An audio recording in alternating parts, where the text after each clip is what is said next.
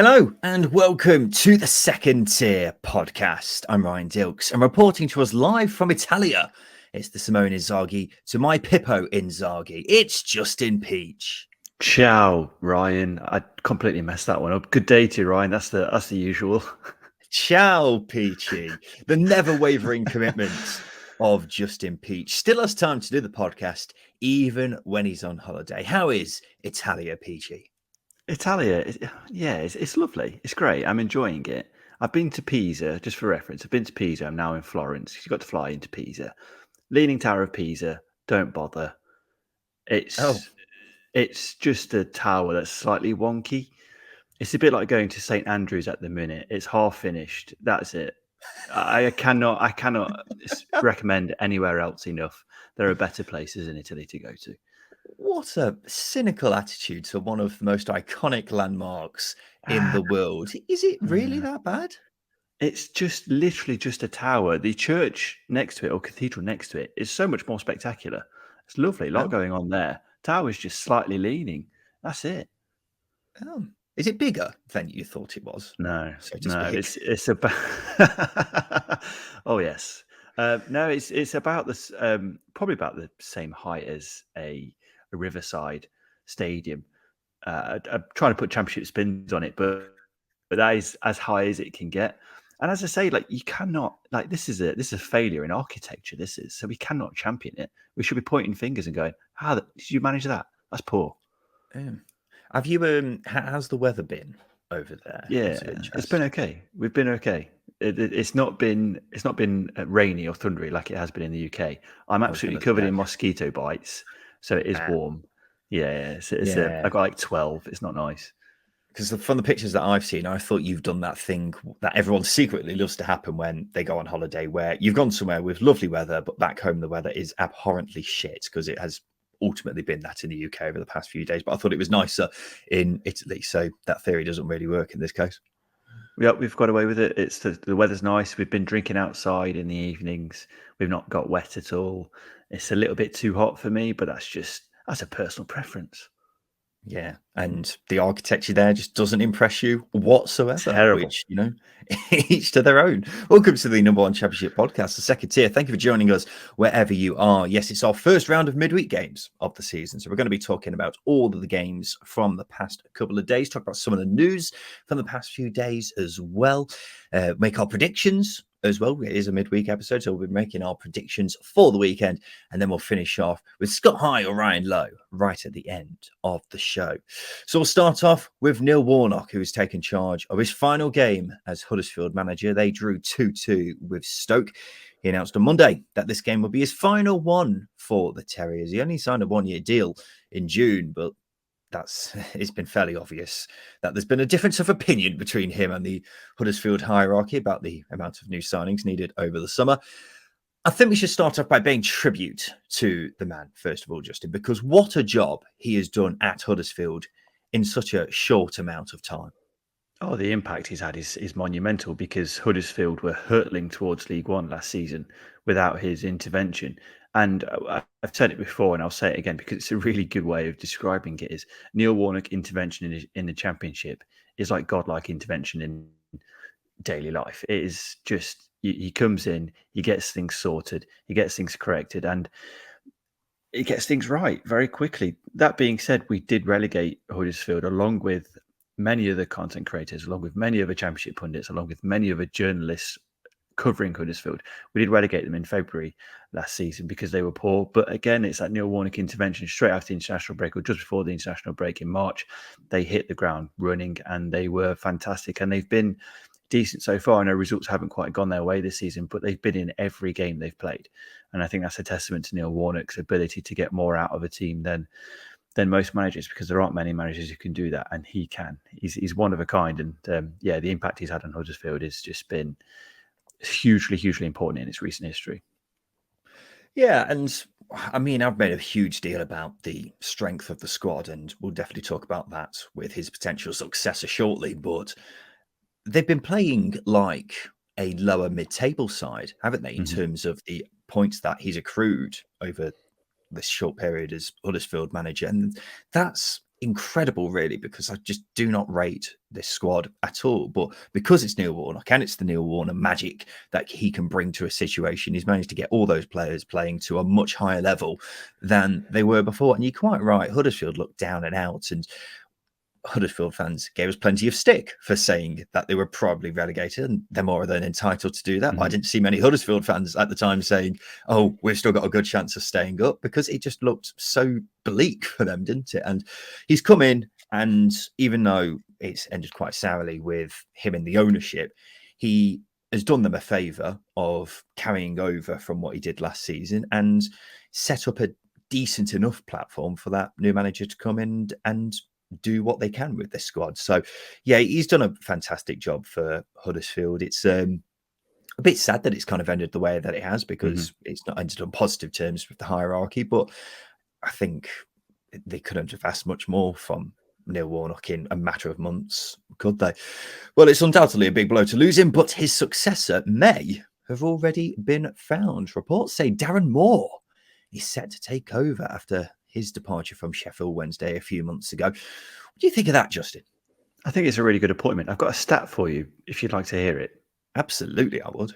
This is via HDFC Stato on Twitter. But since Chris Powell was sacked in 2015, Huddersfield have only appointed 2 managers with previous first-team experience. One of them is Neil Warnock, and the other one could be Darren Moore, which is absolutely incredible. When you think back to it, David Wagner, he was coaching Dortmund's younger side. Jan Siewert was as well. Then Carlos Corbrand. Really, really brave appointments from Huddersfield over the years. So to get someone in like Darren Moore, who's got previous first-team experience, I mean, he ticks a box already, doesn't he? But Darren Moore, for me, yeah, he'd be a brilliant appointment. He's a manager who gets his squad playing a certain type of way that benefits them. He's quite adaptable. You look at his time at West Brom, where they were quite a free-flowing side, really on the front foot. They were attacking. Even in his early stages at Sheffield Wednesday, they were quite pragmatic, but he still wanted to play football. And then they were a little bit more direct, sort of in League One. But Darren Moore, he's a manager who gets fans and on board quickly, which again is a big positive. And he's in a similar way to Neil Warnock. He'll get the club together. He'll rebuild the club sort of from the inside and then out, and then bring it all back together, if that makes sense. So I think that's what Huddersfield need, as well as a manager who's tactically pretty astute. Yeah, I think he's probably the best available realistic option they could have got. His stock is high after his success last season with Wednesday, and because of his unceremonious departure. I think despite that, people forget just how good Wednesday actually were last season. They had by far the biggest points tally ever for a side not to get automatically promoted from League One, and won enough points to win the league in 11 of the previous 19 League One seasons. Plus, he was a leader there. He really brought the club together, and that's covered up the cracks of shite ownership. Will he keep Huddersfield up? I'm not sure. That squad is just so weak. And if it was going to be tough for someone like Neil Warnock to keep them up, Darren Moore's got his hands full. But I want him to do well, mainly because he's widely regarded as one of the nicest blokes in football. Plus, it would also be absolutely hilarious if he kept Wednesday up, if he kept Huddersfield up and Wednesday went down. So in that regard, I hope he does well, because he's earned another crack at the Championship with the job he did last season. And I'm glad that he's got it. Yeah, he deserves a chance, and you are right. It would be fairly poetic to put it in a better term for him to keep Huddersfield up. I think absolutely hilarious is a better term, personally, Justin. Yeah, it's just maybe just sits where we points to where we both sit on that. But you are right. He deserves a chance at the Championship. He deserves another chance at the Championship, and he gets another opportunity to showcase what he can do with the team who is widely expected to be fighting relegation.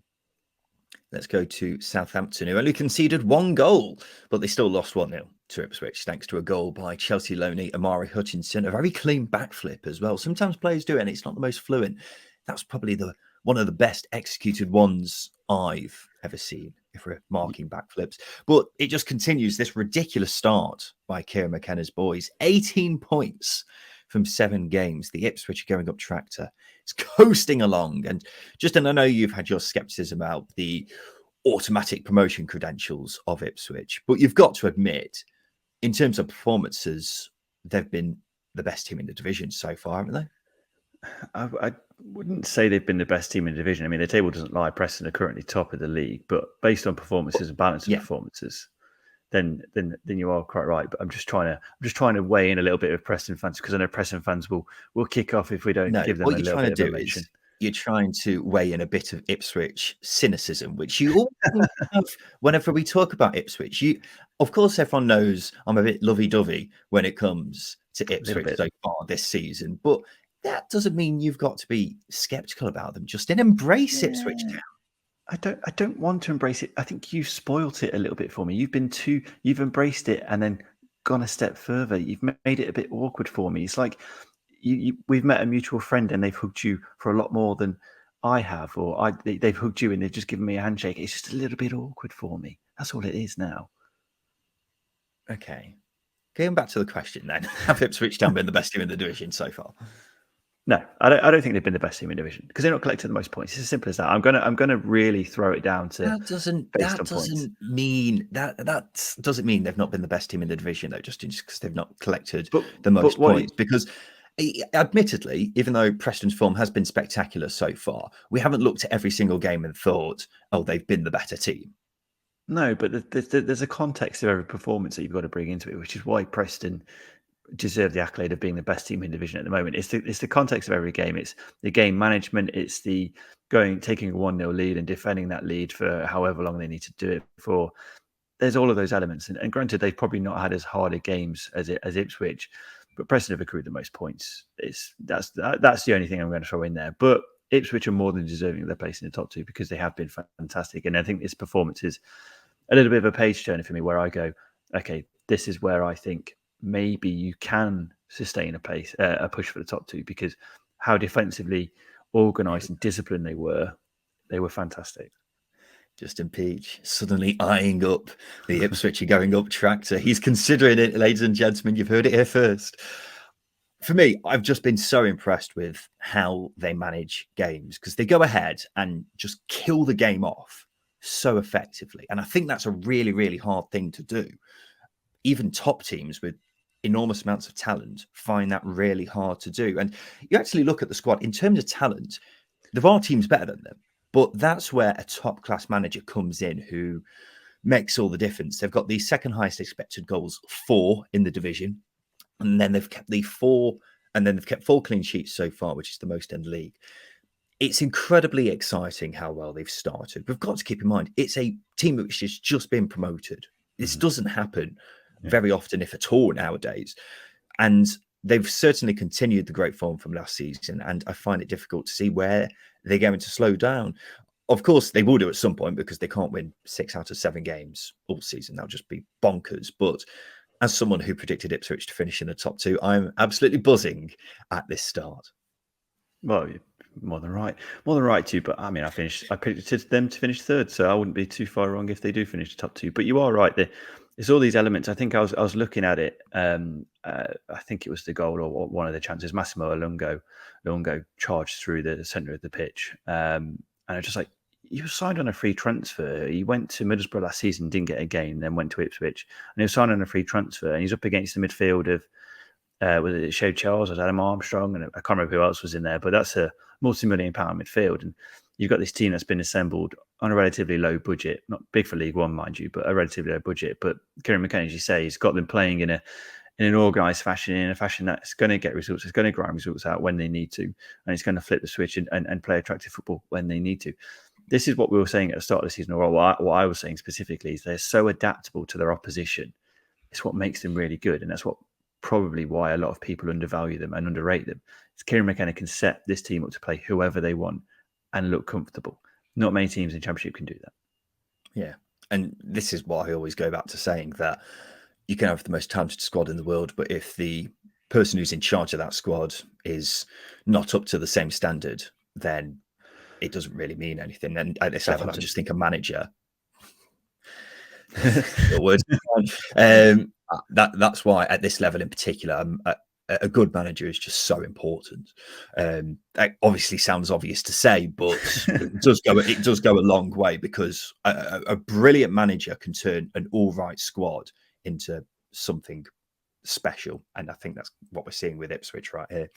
3 losses in a row for Southampton, but they were better here. It was like they sacrificed some of their attacking threat for a bit more defensive stability, which wouldn't necessarily be a bad thing considering how shocking they've been recently. Ultimately, they're let down by another mistake when playing it out from the back, and you can't really compensate for those individual mistakes, I suppose.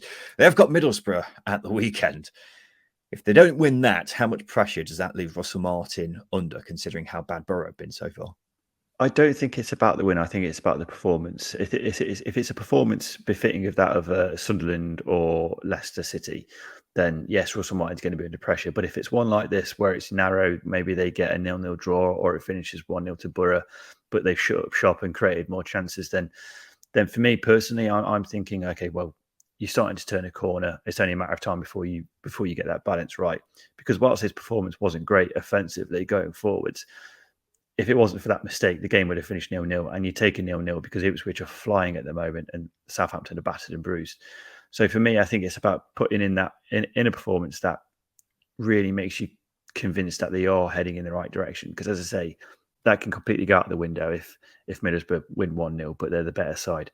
So it's a case of get the performance in, get the results in, and see where we go. In a clash of the two sides with 1 point to their name, both their tallies were doubled. A Sheffield Wednesday Middlesbrough drew 1-1, a result which does very little to help either side, really. I went into this thinking they've had bad starts, but something's got to give. And they were just both poor. In most cases, a better team would have won this game had they been playing either side, and that says a lot about where they both are currently. From a Middlesbrough perspective, it's a bit concerning that they've gone from playing well but not getting results to not playing well and still not getting results. In terms of progress, it feels as if they're going backwards, Justin. Yeah, it might be the case of similar to Russell Martin, where Michael Carrick's trying to tweak things to improve the balance of the performances because defensively they're so open at the moment, and they were in this game as well.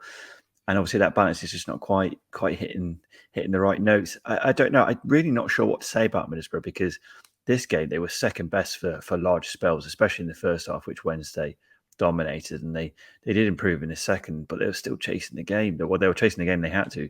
Tails are up, and you're chasing a goal. So yeah, it's a case of Michael Carrick's clearly struggling to get that balance. When he does get that balance, there's a quality drop off, which is a major worry, because obviously putting chances away and ensuring your team is disciplined and structured enough, it just isn't there. There's just no balance at the moment. Yeah, I suppose one defence you can give Carrick is he's having to integrate a lot of new players, which is another thing I suppose you've got to consider. Another defence of him is I'm not sure how good a lot of these new players are. Lucas Engel, who's the new left back, who they've signed for about $1.5 million, has had an absolute shocker so far. Emmanuel Latte-Lath, who's the new striker they've spent a few million on, has been dropped already after he spooned chance after chance in the past couple of games. And then some of the other players we mentioned, like Morgan Rogers, for example, I just don't think should be playing for a club as with the expectations of Middlesbrough. So that kind of gives you an indication of what Borough's recruitment has been like and why we've been very critical of it. Carrick can only work with what he's got, and what he's got is a very unbalanced side. If Middlesbrough do continue to struggle, he's only going to come under more and more pressure. However, would another manager be able to get more out of this side? I'm not sure, simply because it is so unbalanced. And Michael Carrick, based off what we saw last season, is a bloody good young manager. So yeah, I don't really know what the answer is. If you sack him, who do you get in? And I just don't see an obvious candidate out there for them to get in. Still no luck for Wednesday. They're stuck on 2 points. The last match they won in 90 minutes was the dramatic comeback against Peterborough in the playoff semi-final. That's how long it's been. wow. Justin, I saw that stat on Twitter and it blew my mind when I saw that. We were saying at the weekend how far off a win feels for Sheffield Wednesday.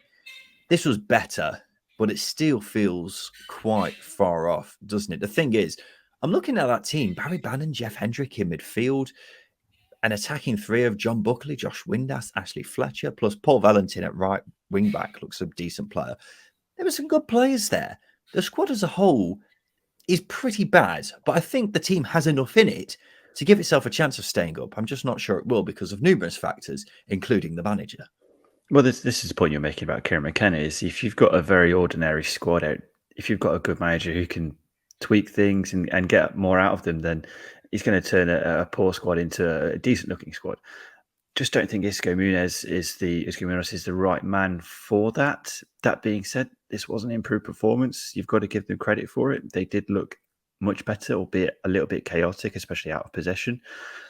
But it's a positive result. But you're not going to come up against a Middlesbrough every week, are you? Where a team is so down on their not look, but face down, hands in pockets, not confident at all, that sort of thing. It's not every week going to come against a side like that. So you've got to take your chances when they come, and they didn't. I think that points to maybe their lack of quality in the squad. But you are right; there are some decent players. Paul Valentin looked really good at right wing back in this game, which is a big positive. But again, it's about getting that balance right and that blend right. Sometimes they are so organised defensively or so deep defensively, I'll say, that they look so poor going forwards. But in this game, they were allowed to take the shackles off a little bit. They looked a little bit better going forwards, but that was only marginal. So it's one of those where it's difficult to really find what the balance, look into what the balance might be for Isco Munoz. Yeah. Another factor would be the general atmosphere at the club, which was summed up by a protest where tennis balls were thrown on the pitch. The whole thing's a gigantic mess. Plus, there were only like 50 tennis balls actually thrown on, and it wasn't the full-scale protest that I think really sends out a message, if I'm being cynical about the whole thing. But at least they're standing up to the owners because they've got to do something, haven't they? Cardiff City made it back-to-back wins by beating Coventry 3-2. A bit of a slow start for Coventry. We'll talk more about them shortly, but it's a great win for Cardiff, their third of the season, following victory in the South Wales derby. For some reason, Justin, I've had a record number of abusive DMs in the past few days from Cardiff fans, which I was a bit surprised about. We've not really been negative about them in the past couple of weeks, but for some reason Cardiff fans have been extremely triggered. The general theme of these messages has been along the lines of, what do you think of Cardiff now? And the answer is obviously not much different as I felt about them before. Why would that change after just 2 wins? Where do you think Cardiff will finish, Justin? Have you revised your expectations after these first 7 games? I was going to make a point before I get onto that, is don't be surprised at abuse coming in from Cardiff fans, because whilst you haven't been negative about them, you haven't been nice about them either. You've been very, you've been very cynical, to say the least. It's the point. I don't feel like we've spoken about them much in past 2 or 3 weeks. I just was amazed that this came at me. This is classic Ryan Dilks. Completely ignoring the point that you've made. When? It's the cynical point at the weekend where you're like, I don't know if this form can continue, which is it's a questionable point. Wait, I definitely did say that, because 2 wins from 6 is an amazing form anyway. But anyway, ignore that, Justin. Have your expectations changed at all for Cardiff? No, they haven't. I think it's more of a case of they've been very clinical in the last few games, which probably lends into the point I was making about you being more cynical about them. I'm not being cynical. I just think that they need to sustain their form a lot longer than a couple of games for me to be really convinced that they're going to push higher on in the table. That being said, this was a better all-round performance. They were clinical, which again is not something you can say about Cardiff, but they are scoring goals this season under Bullock, which is a big step forward. Not a swashbuckling side, but they're showing improvements in game management and taking the chances when they come. And that's all you can ask in the early stages of a side that has a new manager and virtually a new squad. I think that's the key takeouts there. But there are improvements. Just it's slow burning, but they're a lot better than they were this time last year. Yeah, I'm not really sure what the expectations are for Cardiff fans, because many of them seem to be looking a lot higher up the table than me, which I just can't get behind.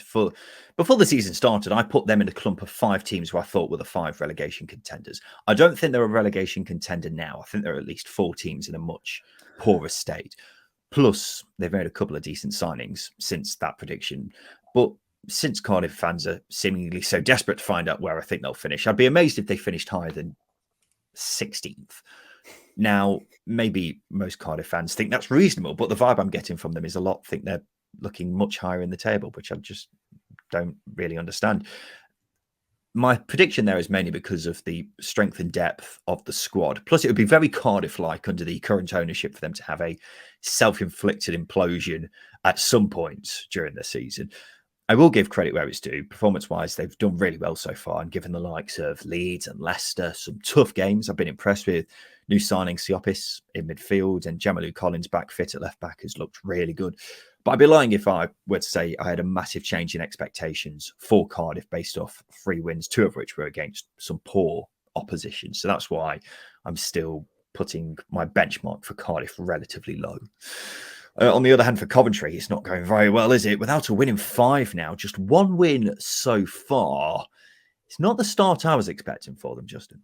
It's been a bit bumpy, hasn't it? But I think that's what you expect with such a high turnover of players in the summer. This is what I was alluding to when I was suggesting that Coventry might miss out on the playoffs, is because they have virtually a new squad, and that's the big thing. I mean, you're looking at the last few games, 4 draws on the bounce. Didn't bother me too much, but when as soon as you throw a loss or a defeat into that, it does allude to a winless run of 5 rather than a beaten run of 4, if that makes sense. But they have struggled creatively in the last 2 games, which is the main concern for me. They've come up against teams that they should be finding openings with, that they've been comfortable playing against style-wise in the past, 2 possession-based teams in Cardiff and Hull, but just not really found their way through. And the way they've been defending those goals you could see against Cardiff, the Colin Grant goal, the Gutas goal, really, really poor, really, really poor. And I think that's going to really frustrate Mark Robins, but he's got a new look back line as well, because I think that's where the goals were really avoidable. Is the marking, the standing of marking and stopping crosses, albeit the Gutas one was a set piece. But yeah, the big concerns for me are those little areas that are seeping in that weren't there last season and that weren't really there in the first couple of games of the season, but have started to filter in. But they're a gelling side, and that's the key point you need to make about Coventry. Yeah, I think Mark Robins has been and is continuing to do an unbelievable job at Coventry, and I'm in no position to tell him how to run a football team. I do struggle to understand how the likes of Casey Palmer, Carl McFadzean and Liam Kelly are starting games for them, though. The business Coventry did over the summer, it felt like that was a move from one era to another. And starting them in particular feels like they've not completely moved on from that era. You've got 2 centre-halves who they've spent a combined total of £6 million.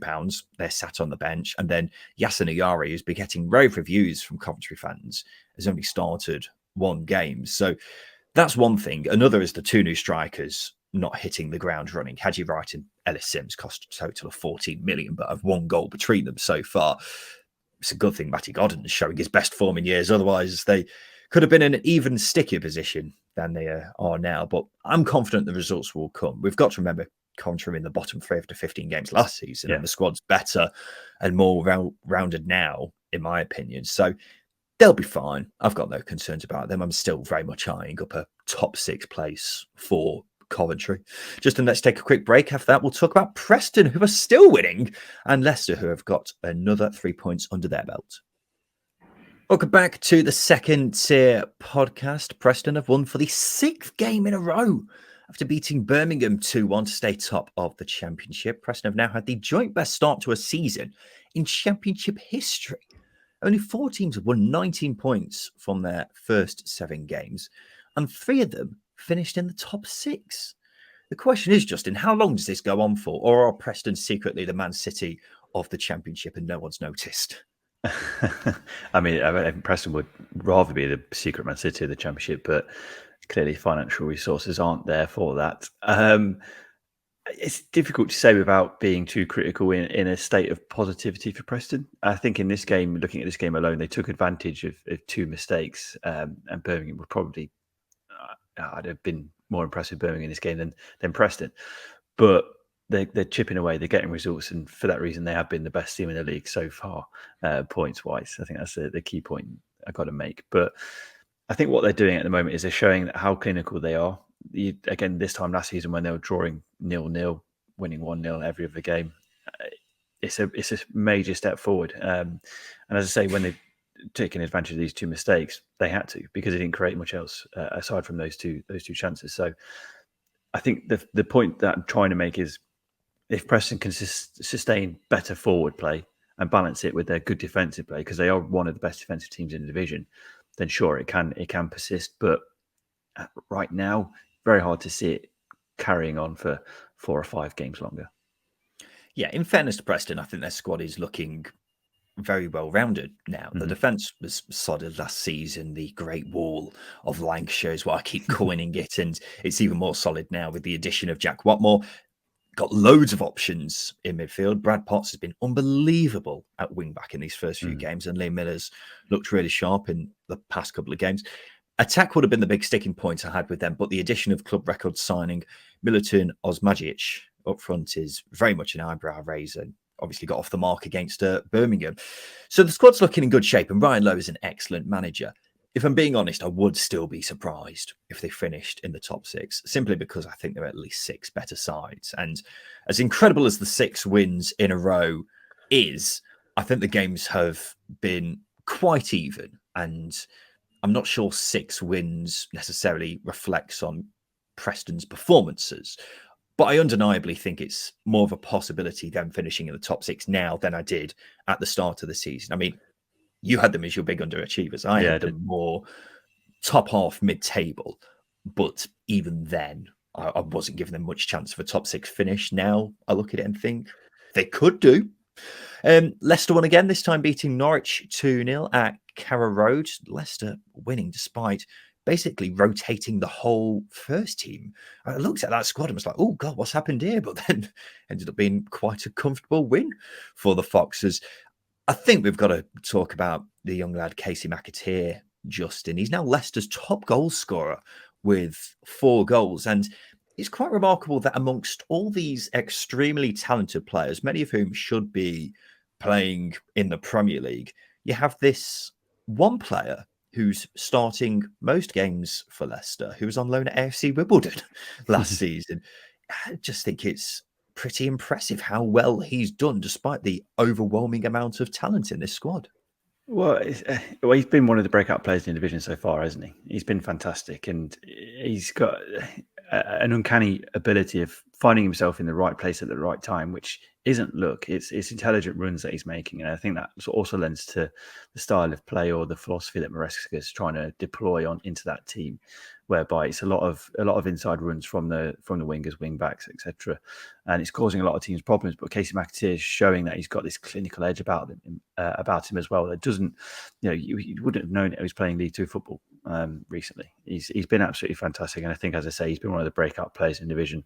And although he scored the second, wasn't it, late in the game, he's still making those positive runs to get into those places, which doesn't always happen with young players. They sort of simplify the game a little bit, but he's showing that he's got intelligence, he's got quality as well with the chances that he's putting away.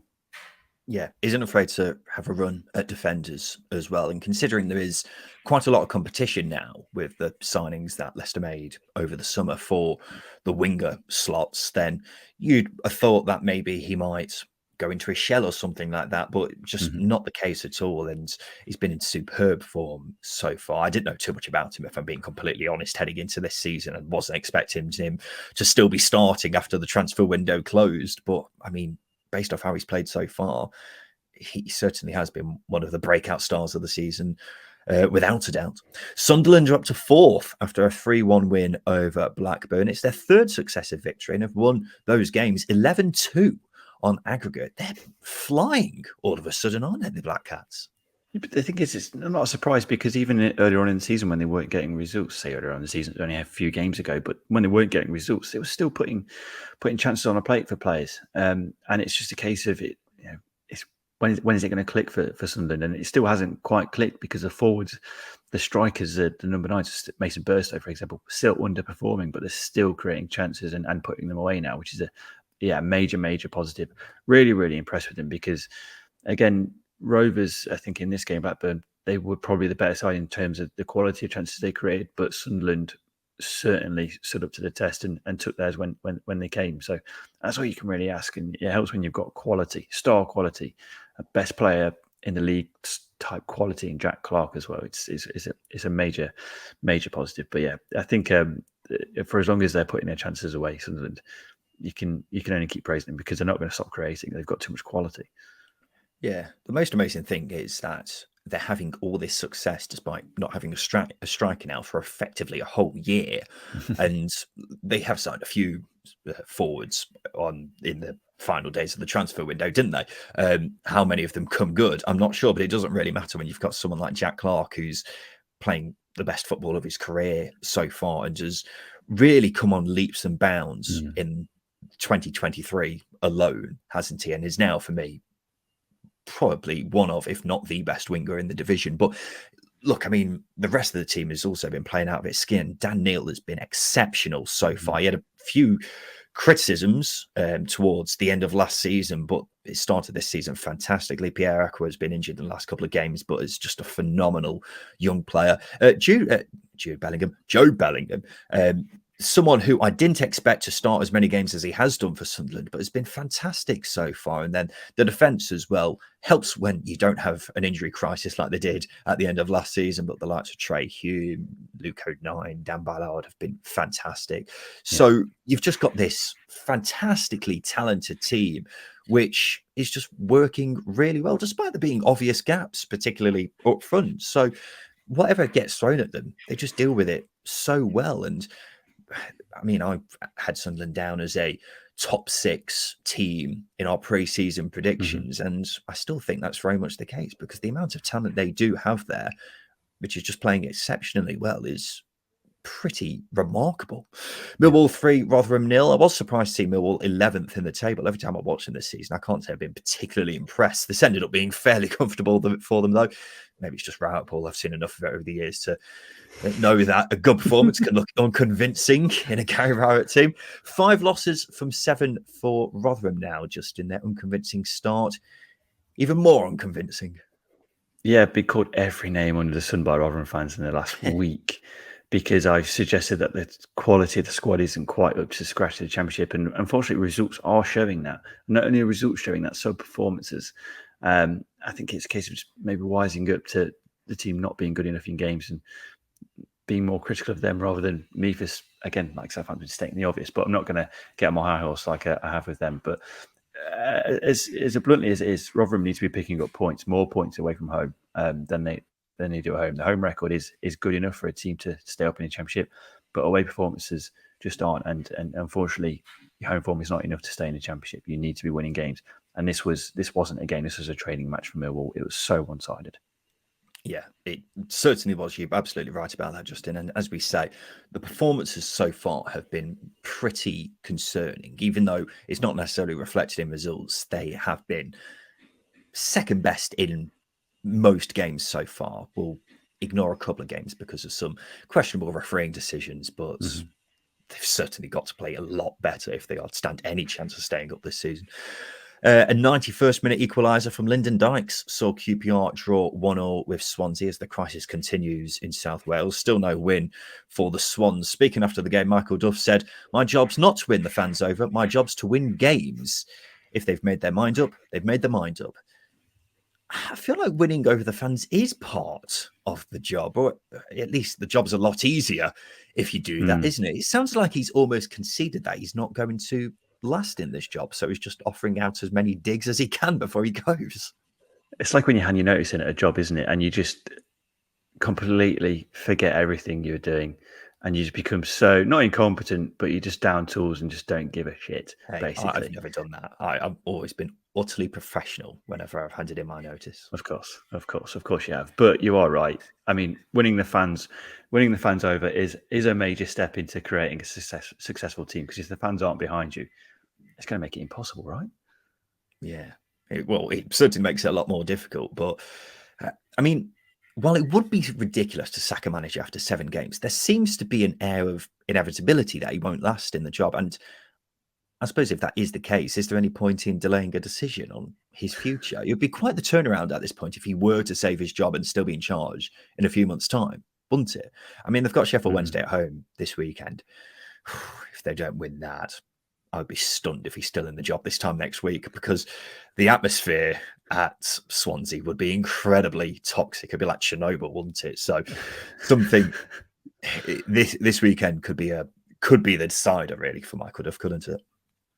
Well, you're absolutely spot on. I think that's the key thing is if he's not getting results and performances aren't good enough, or at least satisfying supporters, then yeah, the atmosphere is going to turn incredibly sour if it hasn't already.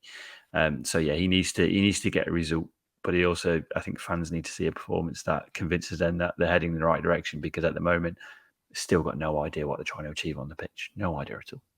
Gareth Ainsworth said he wants Loftus Road to be feared this season, which inevitably led to numerous QPR fans saying, yes, it is feared by QPR fans, which made me laugh. Bristol City 4, Plymouth 1, Bristol City's first home league win of the season. Justin, it doesn't take much for you to get excited about Bristol City. So are you getting carried away after 3 wins and 3 draws from 7 games? Ashton Gate's going to be a Premier League ground next season. That's all I'm going to say about it. The bullying thing is, I can't tell if you're being serious or not.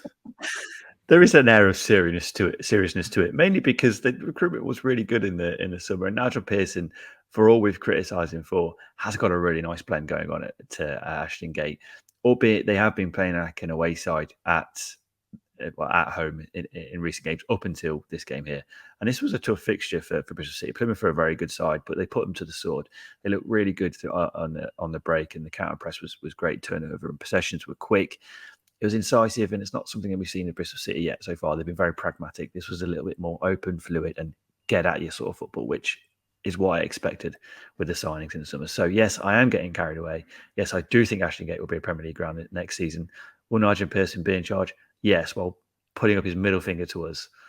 Oh my God, where has this come from? Honestly, just a good start, and Justin Peach forgets all sense of Bristol Cityness, where they go on a good run and then instantly follow it up with an equally poor run.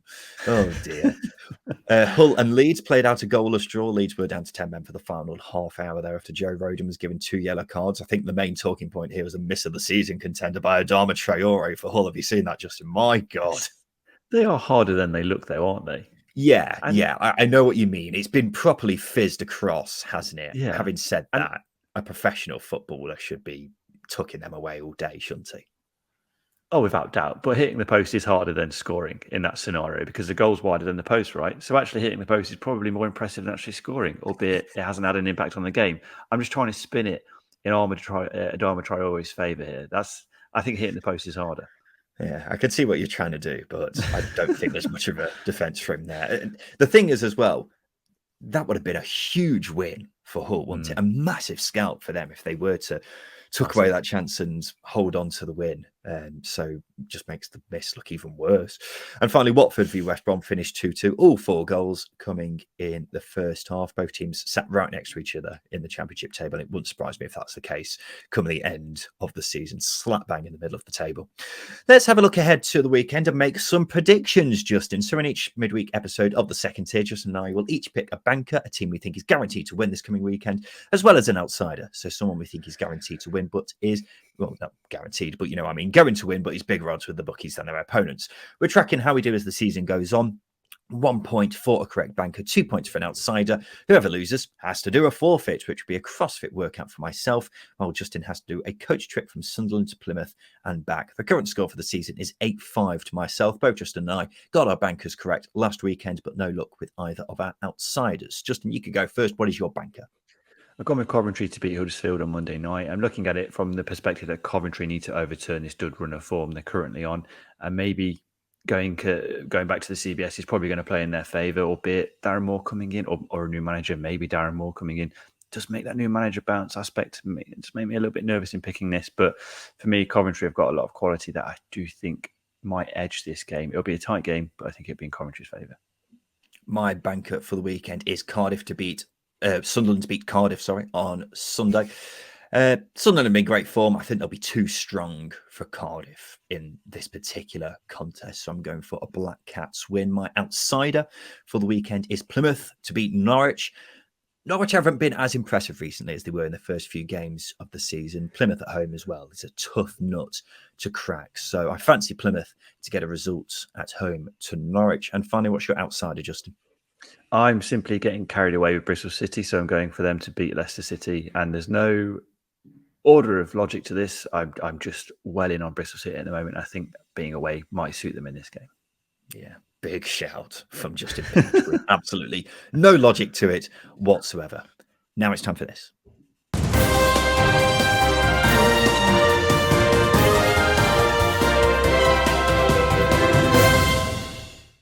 Yes, it's time for the news. And since the last episode, Neil Warnock has confirmed he's leaving Huddersfield. We've spoken about it at length already, Justin, but I suppose the question is, what next for old Neil? He says he's not retired. So in what month do you think QPR will get him in? QPR or Sheffield Wednesday? I was leaning towards Sheffield Wednesday, to be honest with you. Yeah. See, I thought Sheffield Wednesday as well, just because it doesn't seem like this Scabby Oz is destined to last in that job for too long. However, the Sheffield United factor surely rules him out of that, doesn't it? It's been a long time. It's been a very long time. What, 2008 he left? Yeah, but he's a Blades legend. 2007.